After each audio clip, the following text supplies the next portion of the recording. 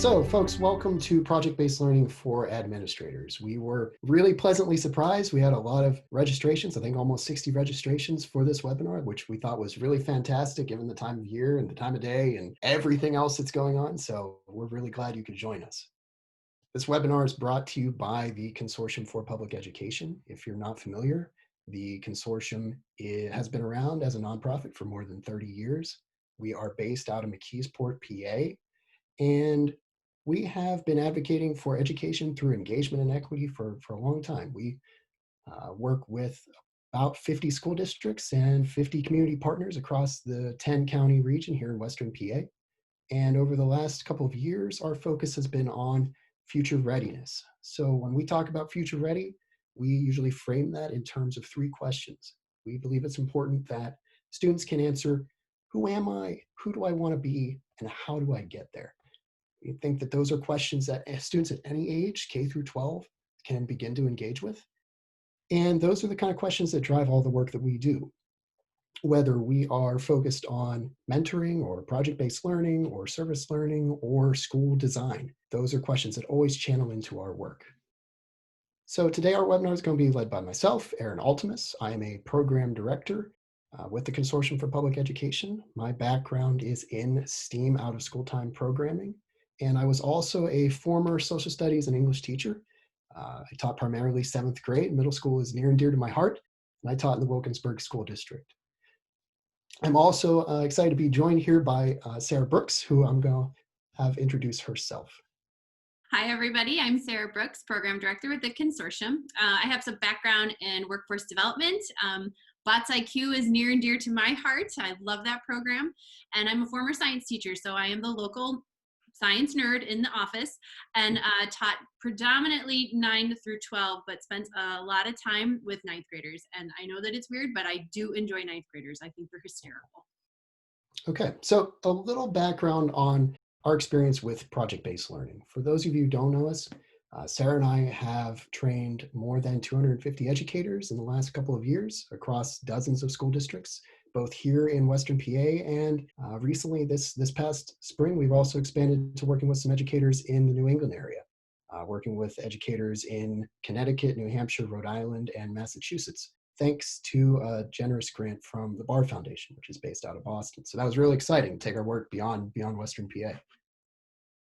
The two of us are also both certified trainers and facilitators of human-centered design through the Luma Institute. If you're not familiar with human-centered design, it's a subset of design thinking that puts empathy at the center of problem solving. We believe that design thinking is really an important aspect of project-based learning. It plays a very central role as a set of tools that can help students really dig in their inquiry and problem solving in the classroom. So we marry those two concepts together, PBL and design thinking. And then the last thing, we were really excited this summer. We were chosen as the representative for project-based learning as part of the Grable Foundation's Tomorrow initiative. So they were looking to the future of education in 17 different areas, and project-based learning was one of those. And so we were selected to represent project-based learning. So that was really exciting. We have some really good news we'd like to share with you folks later in the presentation. If you stick around, we have a great grant-funded opportunity for folks that we hope you'll be interested in. So if you stick around to the end, we have some other news for you. So our PBL work doesn't just end in school districts and classrooms. We also partner with businesses and organizations in our region to come up with unique and authentic challenges that then we partner with school districts for students to take on. So partnering them so that they can see the content that they use in their classroom and how it connects to industries in our area. So it's been really interesting work to work with multinational corporations like Covestro all the way to universities like Carnegie Mellon and small nonprofits like 412 Food Rescue. So Sarah and I are fortunate. We've gotten pre-pandemic, we've been allowed to go into a lot of really interesting places, nuclear power plants, just really fascinating lab manufacturers to see how they do things and to take the real work that they do and channel it into projects for students. And so we still get to work with kids. We still get to work with teachers. It's a great kind of space. We're very fortunate. So there's a couple pictures here. Up on the far left, we have a student who was working on a project with the Beaver Valley Nuclear Power Plant just before we shut down, just before lockdown back in February. On the right, you can see yours truly looking just very dapper in my full bodysuit there. That was at AHN with a group of students from Clareton. We were about to go into a sterilization unit for surgery, which was really fascinating. And then at the bottom, we have a group of students presenting from City High Charter School on the United Nations Sustainable Development Goals. So Sarah and I get to work with a lot of kids in a lot of different schools, and we get to work in a lot of different businesses. So we're very lucky. But all that kind of gives us a pretty broad experience with PBL. And so we're very passionate about it. If you wouldn't mind, in the chat, just share with us what interests you about project-based learning. What brought you to this webinar? It'll take just a couple minutes. All right, if you haven't added yours, feel free to add it into the chat.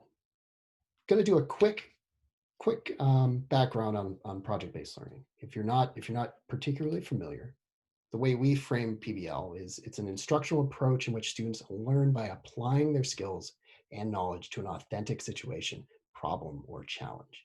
The idea at the heart of PBL is that students aren't just gathering information, they're not just taking tests, they're not just studying, but they're taking what they're learning and they're using it for a purpose.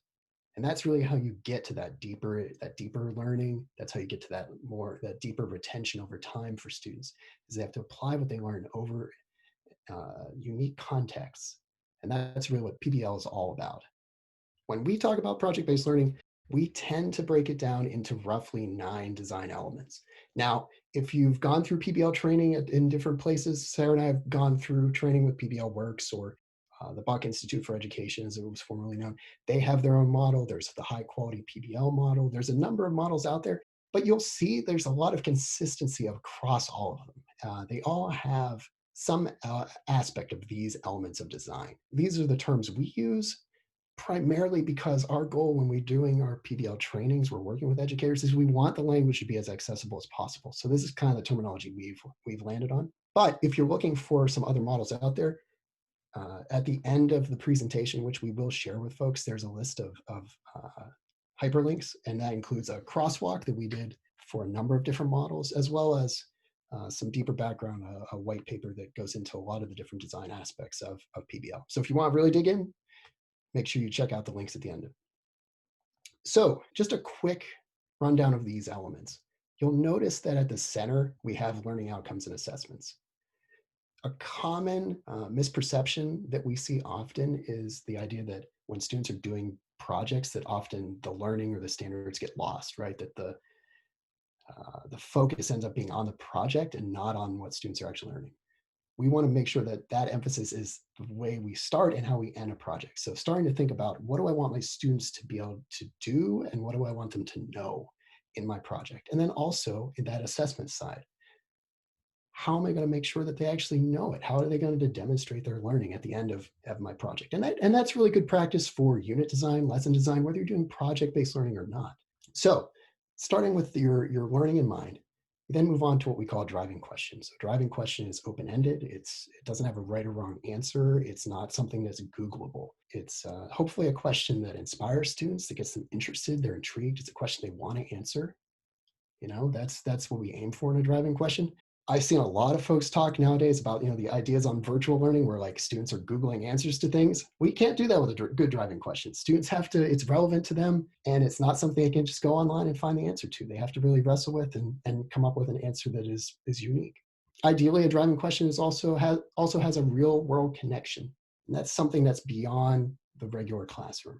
It doesn't have to be bringing in, the world of adult employment or something, right? That it's not like you don't have to replicate an office in your classroom to make it real world, but just making a connection beyond what students regularly do in a classroom, drawing in their own personal experiences, activating prior knowledge. These are things that are really important for students. And I can tell you, as a teacher who taught ancient world history, I got that question a lot from my 7th graders. Mr. Altemus, when am I ever going to use this, right? And that was really on me as a teacher to come up with the reason why, to give that real world connection. It's important for students. It's more motivating when they see how their learning can actually be applied. So after students engage with this driving question, they see the purpose of what they're doing, they then have to generate a lot of sub questions. It kind of sparks this chain reaction where they're trying to answer smaller questions, and that drives you into research. So students are maybe going online, they're finding answers, maybe they're doing some actual field research out there. but they're gathering information to try to answer that driving question. And then they're doing brainstorming. And we didn't used to include brainstorming in our elements, but we realized it's really an important part. It often gets missed, and especially, talking about that higher order thinking, giving students a process to explore a lot of ideas and then prioritize those ideas and to figure out which ones are the best to answer that question is a process I think that often folks don't pause and give that structure to in their classroom. So brainstorming is a key element here. And then after students have developed develop what they think are the best solutions to that driving question, it's important that they get feedback, that they hear from other folks, right? That they understand that finding out that their work isn't done the first time they turn it in, to understand that looking for things to improve is a good quality. It helps build their disposition for problem solving, understanding that like the first time is not going to be the last time they visit an idea. They can build on it, that someone giving them a critique actually helps them improve. And then public presentation, having a real audience, an audience that goes beyond just presenting to your peers in your classroom, an audience that maybe is invested in the topic, an audience that kind of adds an extra accountability for students to make sure they have their work ready and they can present it and they know what they're talking about. So that really bakes in that an extra level to what students are doing. Public presentation is a little different than, if a student takes a test, when that test is done, they get their grade, or if they do a project in the class and they don't present it, where does it go? They get a grade and then it ends up in a filing cabinet, right? The public presentation gives that next level to what students are doing. It has a real purpose.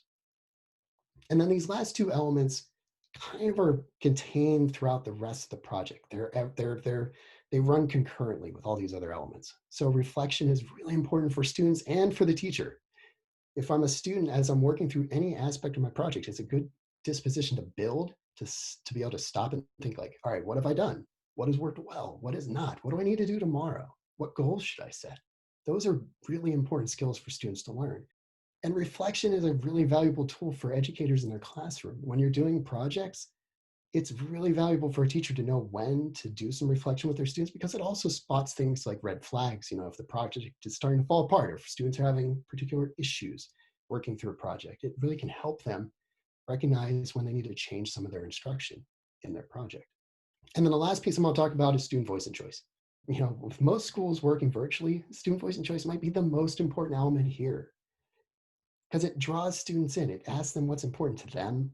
And in terms of engagement, that might be the key, right? For students to understand that their voices matter, that their experiences matter, that their identities matter. It invites students to be more co-learners with their teacher.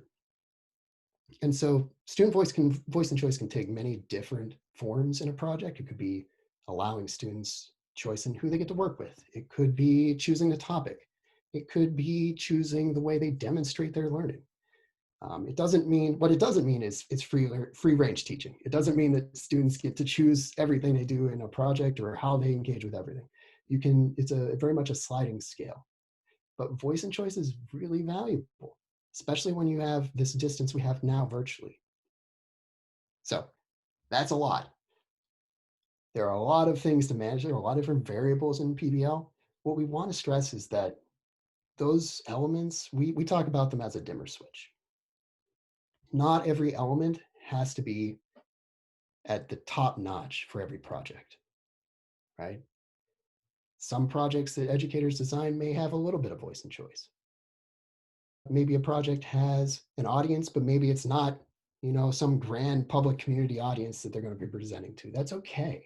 But each one of these elements represents a really valuable tool for an educator. So the more they are able to embrace each of these elements, the stronger their instruction will be. So how does PBL support students, teachers, and administrators? We've had a lot of discussions with a lot of folks about engagement. It's a major issue now. And there are a lot of different reasons that engagement is tough, especially in a virtual space. So project-based learning is not the end-all be-all in terms of engagement, but it can really help. It's a great tool. So if you look at these two graphics here, in terms of student engagement, there are a lot of different variables.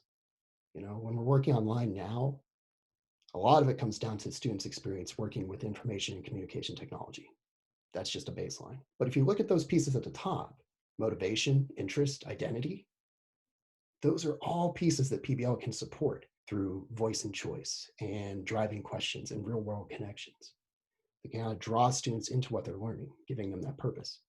Likewise, if you're looking at curriculum design, things like collaboration are really important for students. They get to work together. That's something else that's usually included in project-based learning.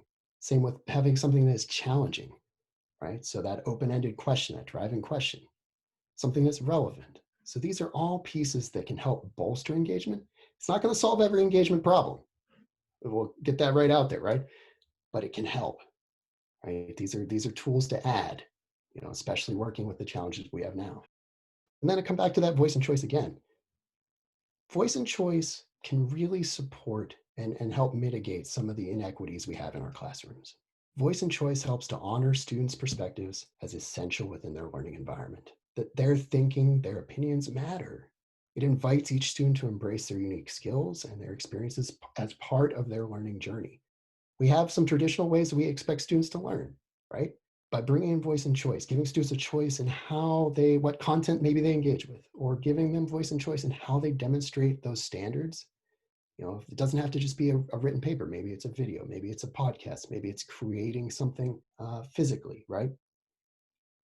It helps recognize that students can learn in different ways and that they can demonstrate their learning in different ways. And that helps level the playing field for students. And lastly, it amplifies identities and cultures that are different from the instructor. We all go into our own classrooms and our own buildings with our own biases, whether we know it or not. And so giving students voice ensures that it can elevate who they are and where they come from and the things that interest them and the things that are important in their culture when maybe we're not entirely sure. So giving them that voice can be really empowering for students. From a different angle, this is a little technical, but in terms of Future Ready and PA, Future Ready PA, I saw some folks in here talking about building skills. Absolutely. PBL is a great space looking at those different skills. So brainstorming can help with building those collaboration and group dynamics. Feedback and revision can help students with being able to learn slowly how to take constructive criticism and being better communicators. Dealing with things like driving questions can help students build that problem-solving disposition. Working on a project over several weeks helps them to build that time management. If we want students to really build skills, we have to give them the space and we have to give them a facilitated kind of learning that will help them really practice those skills. They have to be able to do them and put them into practice in the classroom. We can tell them about them, but telling kids about skills doesn't get them far enough, right? We have to actually give them a place to practice. It helps students to really see how what they're learning in class can reflect who they might be as adults. It's amazing the places Sarah and I have gone with students, and to see them put their learning into action to solve real problems and present to adults really empowers them. It gives students agency. They realize they can have an impact on their classroom, on their school, on their community. And that shows them what's possible. And so it kind of makes what we're trying to do with students in the Future Ready PA Index, helping students have career plans, it really makes those ideas come to life. And this is my last piece. So I'm trying to think who mentioned it. Higher order thinking skills, Carrie. So PBL and Metastrategic Knowledge. Whether teachers in a building engage with all of these elements, any one of them is a great tool for teachers to have in their toolbox. And it goes the same for students. So by practicing these different elements, it helps teachers realize that they have this expanded toolbox at their disposal. And over time, they recognize the unique situations in which each tool is valuable. So realizing during instruction when it might be a good time to pause and do some reflection, or realizing when students are struggling, you might need to pull back and do some brainstorming together. It's that kind of thinking, realizing when the right tool was necessary is really kind of ups the game for educators. So by embedding elements of PBL in their instruction, teachers begin to see each element not as part of some linear process, but as individual tools to support learning. And so if we help teachers to do this, it makes their instruction more nuanced, more agile, and responsive to their learners. And that makes teachers better able to respond and recognize and adjust to unique challenges. I wish I had someone who had taught me about this when I was a first-year teacher. Our focus was on scripting and coming up with these detailed lesson plans, but no one taught me how to think on the fly, how to pull a specific tool out when I know I needed it. And that's what metastrategic knowledge is. So when we want to instill that kind of thinking in our educators and our students. And so all of these things come back to teacher quality. It's very similar to the conversation around building skills for students. It's the same goes for teachers. So project-based learning is a great space if we want to give teachers an avenue to increase their teacher quality. All those Danielson indicators, there's so many that align with project-based learning, from questions to opportunities for students and voice and choice, strategies that help students build their enthusiasm and their problem solving. All those good indicators of high quality teaching, they all align with project-based learning. So with that, I'm going to turn things over to Sarah. All right. Thanks, everybody. So we just wanted to give you a couple of examples of PBL in action. So our first example of PBL, we worked with 412 Food Rescue, and really the challenge behind that was how might we decrease food waste in our community. They worked with an applied math class, small math class, about 15 kids, and they were able to come up with a couple of different solutions: donate extra food, recycle, compost extra food, and it was really great because we had examples of the kids going out. And if Aaron, you want to show the example in the next one. It was awesome to see the admins get involved with it. They were, tweeting about what their kids were doing, and really looking into, they're weighing the tons of garbage that are being collected within their lunchrooms, and really trying to solve that problem. And it was great to have the kids really have an awareness of that this is a thing, and we as a math team can actually address this. So that was a really great example. And our next example is one that is applicable to any content area, is working with the United Nations Sustainable Development Goals. And we had a bunch of different districts across the area, a variety of classes and clubs that really looked at how they could address the UN SDGs in their community. So we had some groups, one group established a nonprofit to address community violence. And then we had another group that actually had poor air quality in their community. So they were teaching their community how to make their own DIY filters, so that they could, increase their air quality within their homes. And one of those pictures, which we showed earlier, was one of the city charter high schools, what they're bringing in urban park awareness and kind of making space, green spaces and great places. How do you make a city landscape much more greener and much more environmentally friendly? So in the chat, we just wanted to really quickly, think back to when you were a student, and what was a hands-on project that you worked on as a young person. Take a couple of minutes. But it's something that definitely sticks with you, throughout your lifetime. I remember doing water testing of the Mississippi River, and just finding so much value in it, because this is the thing that people actually do, and this is important. However, as much as we enjoy these projects, there's definitely still a large number of misconceptions pertaining to PBL. So here's the honest truth about PBL, and these are a whole bunch of misconceptions that you might have one that we don't actually include here, because there's a whole bunch that are out there. But the first one is that PBL is just another thing my teachers will have to do. We've also heard this from teachers. It's just another thing that I'm going to have to do. And really, PBL is this shift in pedagogy. It takes time to learn a new way of doing something. And that you can have direct instruction in PBL. We laugh all the time about the concept of trinomials, and sometimes you just need direct instruction to explain what a trinomial is. Sometimes the students need a quiz. You don't have to throw the baby out with the bathwater here, but PBL is a strategy that can be added to the educator's toolbox. You don't have to have large scale projects. You could if you wanted. They don't have to take an entire semester, and they don't have to end with moonshot solutions such as ending world hunger. You can have small outcomes that are important, but maybe only take a couple of days to get through a project. So you could have, for example, a 3-day project that focuses on students building their collaboration skills. That is totally appropriate. And we actually expect them to keep their projects small when they're developing them first. You don't want something really big, because it can get very overwhelming very quickly. One of those other things that we always hear is that PBL, how do I address my standards? Well, it's pretty easy. You identify the standards you want to address, and you build your project around those standards. So first thing, you figure out what your learning outcomes are. Those can be your standards very easily. And the last one here is PBL can be accomplished with students who have a high rate of absenteeism. And it is an issue that, some districts, many districts have in terms of high absenteeism. So how can you do group work? But a lot of times building projects that have a lot of voice and choice and have an option for independent work can help address that so that, PBL isn't totally off the table. I'm sure that there are others, and I would love to hear what you guys have. So why do educators resist changing their pedagogy? And really what it comes down to is that we as humans are wired to survive, belong, and become. And this is adapted from the book Wired to Resist. If you have a minute, it's actually a very interesting book. So humans, we have routines or habits that allow for an increase in our survival rate because we don't have to use a lot of mental capabilities. We don't have to use a lot of physical strength in order to complete them. And it ends up being that about 40% of our daily activities are indeed routine. So when we challenge those routines, it leads to a significant amount of physical and mental energy, and that's part of the reason why it is hard to make those changes.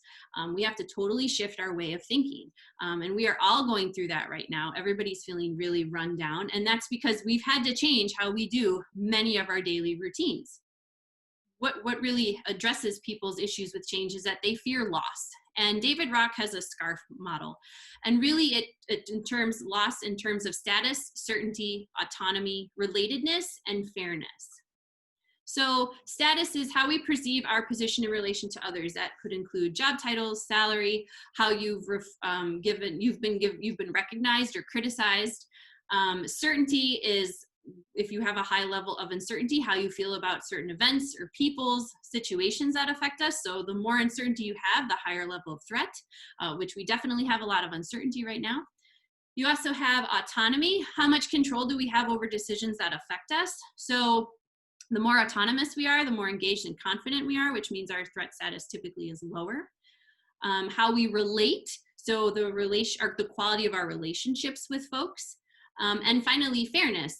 This relates to our sense of justice, to right and wrong. If we think we're being treated fairly, it motivates us and keeps us engaged. And if not, then that is perceived by our brain to be a threat, and we then therefore respond defensively. So this is where you get the I don't want to do this type of thing. We see this in our students as well as in our colleagues as well. And really, fear can be a result of when your needs aren't being met. So right now we have, problems with our basic needs being met just because of the situation that COVID-19 has put us in. So these are all reasons why people don't like to change, and it's fairly legit. However, there is a way that you can create a culture which helps support PBL. So we have two really great quotes. One from Zaretta Hammond, which if you've read her book, Culturally Responsive Teaching in the Brain, she's really a great writer. And her quote of embrace the first pancake and keep cooking is so appropriate. We don't always get things right the first time. And as well as Winston Churchill's success consists of going from failure to failure without loss of enthusiasm. So that concept of it's okay to fail and to fail forward. So in terms of addressing your culture and seeing if you have a culture that supports PBL, we just have a couple of quick questions. So how do I build trust, show warmth and care for each of my staff members? Just take a minute to think about it. Next question. How do I provide a socially and emotionally safe place for my staff? How do I learn about my staff's lives and honor their experiences and accomplishments? How do I hold and clearly communicate high standards for each one of my staff members? Clearly communicate is the, I think, big part right there. And finally, how do I give constructive feedback to my staff so that they may improve? So each one of these questions is important, and it can kind of help you reflect on the culture of your school, building, or your district. It's important to know where improvements can be made, and to be realistic, we can all make improvements in this area. However, changing and building a culture at any time can take a lot of patience. So it takes time, it goes slow. But it is important to kind of reflect back on what this culture looks like. We are going to be sharing the slide deck, so if we wanted to refer back to these questions, you'll have an opportunity to do that. So as I said, building a PBL culture takes a lot of time. It's important to be patient with and supportive of your educators. Stay consistent with your messaging and flexible in the support that you give. So often teachers feel that like PBL has to be done perfectly, and there are some really great examples of really awesome projects, especially PBL Works. They put out a lot of really great examples, but they all have this like Instagram ready feel to them. And for the most time, especially when you're starting out, and even folks that have been doing PBL for years, their projects don't always go to plan, and that's okay. This whole idea about living and breathing and supporting the dimmer approach, I think also addresses the issue with educators feeling like they have to do all of the elements all 110% of the time. And as Aaron had said, not every project needs all of those elements, or all of those elements should equally be done at 110%. I think it's something that is important to keep in mind is, when you're talking about a PBL culture and trying to implement PBL into your district, don't discount what prior educators' experience have been with district and building or department initiatives, which can sometimes honestly have been less than stellar. So it's about working to build on trust. So once culture is addressed, how do you continue to support your educators? So this is actually called a compass points reflection. It's a really great strategy. It could be done in person or virtually, and it gives space for folks to reflect on an experience. You'll see that it's broken up into needs, excitements, suggestions, and worries. And this is just an example of one group of teachers that we've done a training with. But much of what you see here on these Post-its are very common. They concern a lot about time. How am I going to find the time to implement this? What do I do with my English learners? How do I get student buy-in? How do I differentiate? I have to deal with absenteeism. I need ideas. So a lot of what is typically centered around teachers really just needing support and needing a space to have the support and to learn from each other. So that's kind of where a lot of this next part comes in. So having thoughtful actions and communications with your staff. Extended and ongoing professional development and practice is so stellar here. You really need to have this. Research has shown that teachers need about 20 hours of professional development in any topic before they can begin to implement changes to their teaching. They need ongoing coaching and ongoing support, and that could be from admins, it could be from each other, it could be from outside groups, but either way, coaching and support is very important. And they also need to have a safe space for learning and growing. So talking about tests and testing can be miscommunicated to the teachers. So if you're telling teachers and giving them space to fail forward, that's wonderful. It's an essential thing to give them that opportunity. However, still talking about and placing an emphasis on testing gives them mixed messages. So this doesn't mean, and we don't suggest necessarily throwing out the Danielson evaluations, but using the same approach and process for their evaluations could give teachers the impression that they don't really have this space to fail in this new pedagogy. And it's just something to keep in mind. We have been to many different districts where the teachers have been told, hey, you have this space to fail. And then we hear about, there was a meeting where they were talking about testing. And so they get this like, well, I don't really know, do I have the space to fail? So it is important just to think about. And the last thing is watch for staff burnout. And staff burnout can be monitored with frequent check-ins. Ask your teachers what they need to be successful and determine where you as an admin in your role can help them. So in the chat, share one strategy you have used in supporting your teachers, whether it's in PBL or an initiative or just currently in this crazy virtual space. It's really up to you. Isn't it amazing, Caitlin, what just listening can give? How do you offer that space so that you can listen to teachers, if you don't mind sharing? Sure. So currently, in a remote model, just setting up meetings with our grade level teams and just listening to the teachers, see how they're doing. Sometimes they bounce ideas off of each other, during those meetings. It's just an opportunity for them to listen to each other, to see each other if we're remote, and just listen to, what's working and what's not and how to help them. That's great. Thank you. Sharing previous year's projects, absolutely, Andy. So often we find that when teachers are giving each other feedback on projects, they end up having information that could help one of their fellow colleagues. And without bringing folks together and having them share, they never would have made that connection. So it is so important. Thank you, everybody. These are really great ways that you're supporting your teachers. All right, so on to our steps. So first things first, take baby steps. When starting small, find a group of your early adopters, essentially those folks that are really interested in PBL and they want to get it into their classroom. They're at least interested in it, and create a safe space for them for, again, ongoing coaching and support. And promote this culture of learning and growing and reflecting, right? It's very difficult to, again, make these changes. So how are we going to learn from our mistakes? Because there will be them. And do we have a safe space to make those mistakes? So ways that you can promote this culture of learning and growing and reflecting, you can build small cohorts with teachers. It could be within departments or cross-curricular. You could establish PLCs, which are professional learning communities. You could also allow for teacher voice and choice in creating teams. And these teams could be cross-curricular or not.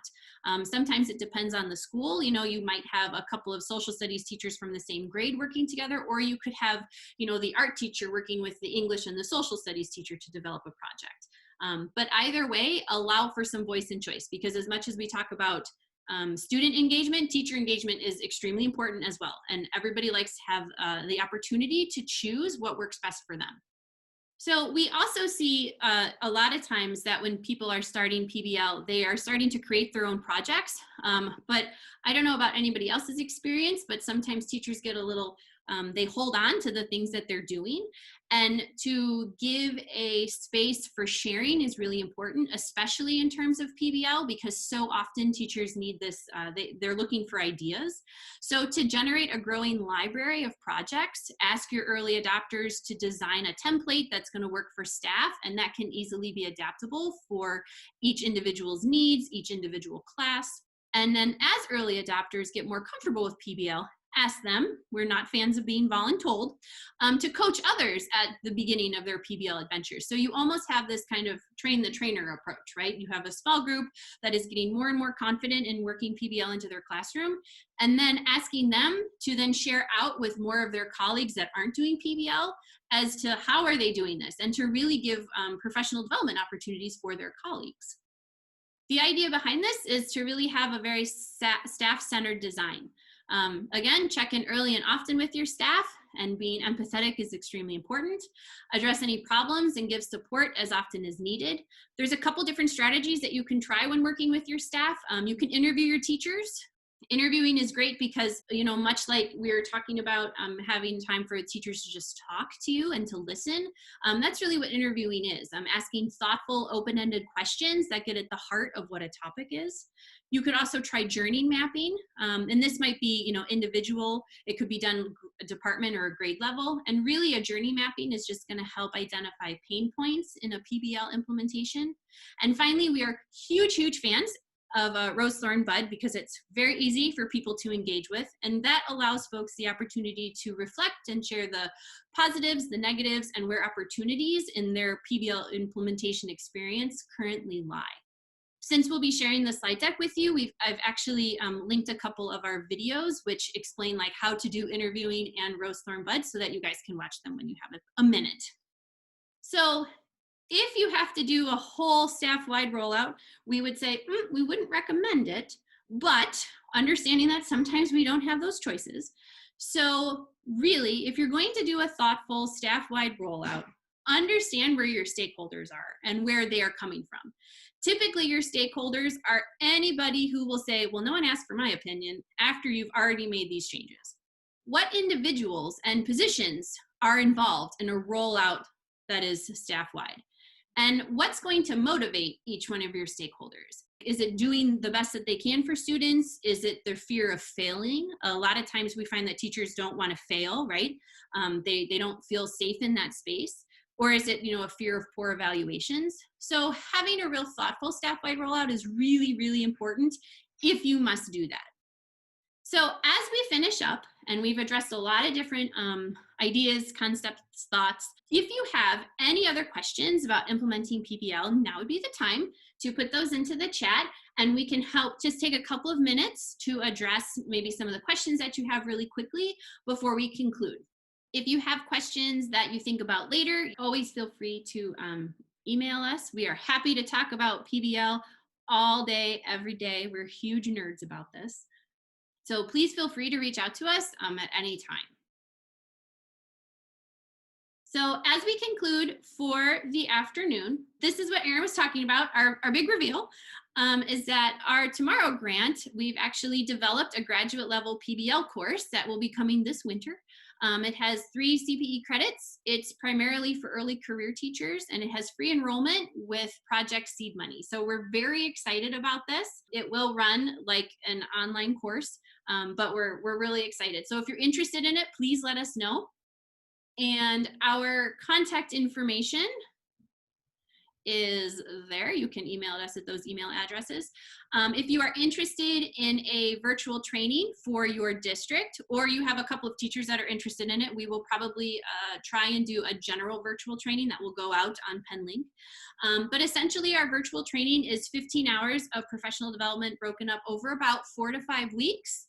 It's synchronous kickoff and mini presentations for participants. We do a lot of asynchronous video modules that are broken down into each one of the PBL elements.